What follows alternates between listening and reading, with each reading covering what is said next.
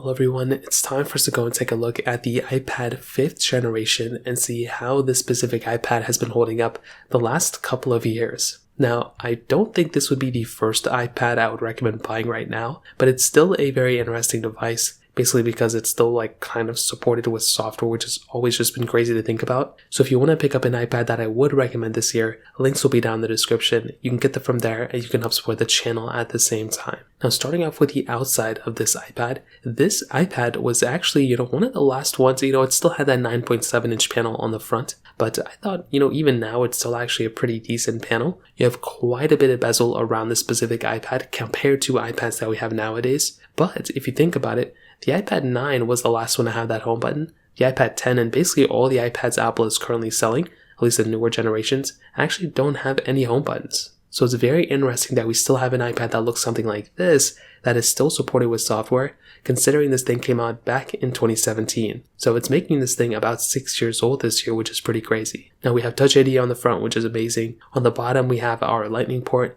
We have a headphone jack on this iPad as well, and that kind of covers it up on the bottom and on the sides, at least on the front. Now on the back of the specific iPad, we do have its standard styling.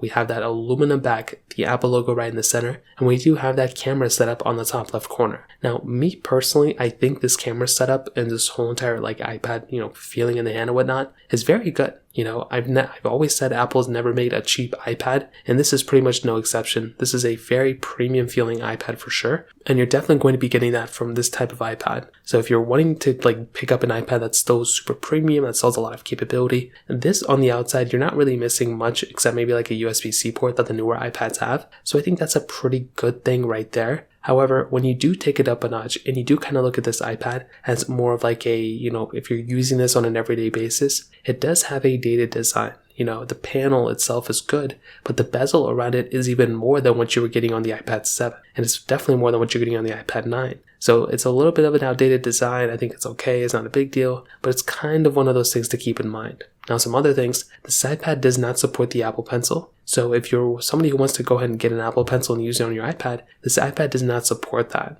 So that is probably another reason why this iPad, you might not want to go and pick it up. So those are pretty much the main things I can think about on the outside of this iPad that you kind of have to keep in mind for sure. Now moving on to basically the camera setup on this iPad. On the back of this camera, we had an 8 megapixel standard camera, and on the front, we had a 1.2 megapixel lens.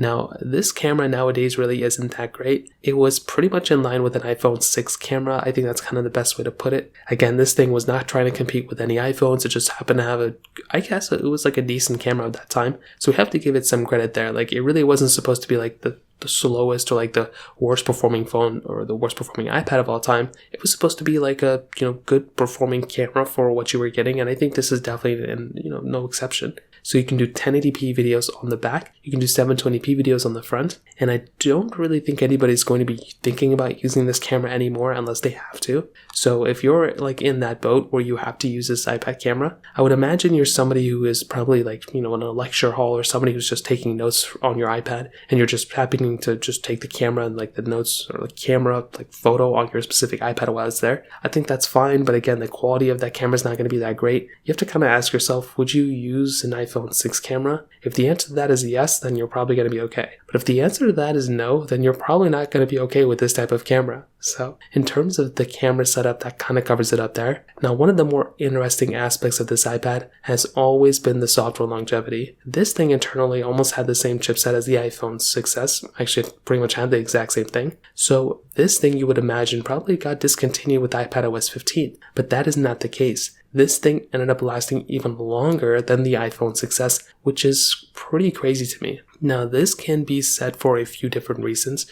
For one, maybe the iPad, 5th generation ended up getting support, maybe because it did come out in 2017, and it came out the same year as the iPhone 8 and iPhone 8 Plus and iPhone 10, and those phones are still supported, so maybe Apple wanted to go and continue supporting these devices. I'm not really too sure, but this iPad had a lot of controversy, at least from me in my head, because why did Apple support the iPad, 5th generation when the iPhone 6s didn't even get iOS 16? So I have no idea why Apple did that. I feel like that iPad, this one in particular, should have, gotten iPad OS 16, that's great, but the iPhone 6s could have easily supported, iOS 16, and especially the iPhone 7. The iPhone 7, for it not getting iOS 16 was crazy, considering this iPad with its chipset, the same thing as the iPhone 6s, ended up getting that next version of software, but the iPhone 7 didn't. I kind of found that to be a pretty crazy thing. Again, we're not going to go back in time and convince Apple now, but that's always been a little weird thing. I don't really understand why Apple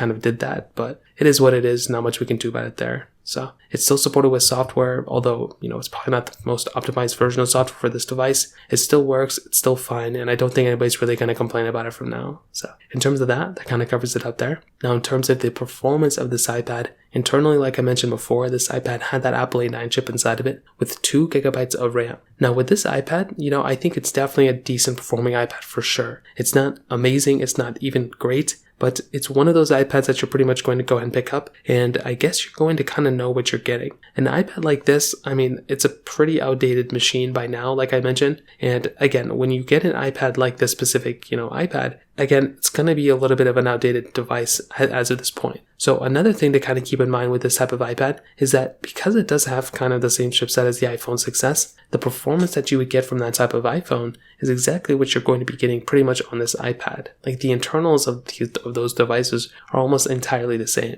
So if you're doing like light applications, like, note taking and, you're just taking photos and whatnot, I guess this is going to be okay. If you're watching videos on YouTube or you're going on Netflix and stuff, this is going to be perfectly fine too. But if you take it up a notch and you're trying to play heavy intensive games, or you're trying to play, some other games that are even cloud-based games are always going to be fine. But if you're actually playing like Genshin Impact or something on your iPad, maybe you can get some decent frame rates out of it, but this chipset's not that optimized, so the battery life's not going to be that great, and it's going to just, bog down your performance of your iPad. So it's not always the best thing to go down. Just because you can doesn't mean you should, and this is pretty much no exception here in my opinion either. So in terms of performance, I think it's pretty much average as at this point, but it does have a pretty big size battery. 8,827 milliamp hour battery. It's pretty large for what you're getting, and I think that's kind of another really big asset for this type of device. Although it's not perfect, you are getting some type of capability there, which is really nice with having a bigger size battery. So I do have to give it a lot of credit there as well. So in terms of that, to kind of sum up this video, I kind of don't think the iPad 5th generation is worth buying anymore. I think getting an iPad like possibly the iPad, 7 or iPad 8 makes a lot more sense. This iPad is not really cheap right now. Like you can still buy it for much cheaper than what the current brand new iPads are, selling for. But going up to an iPad 7,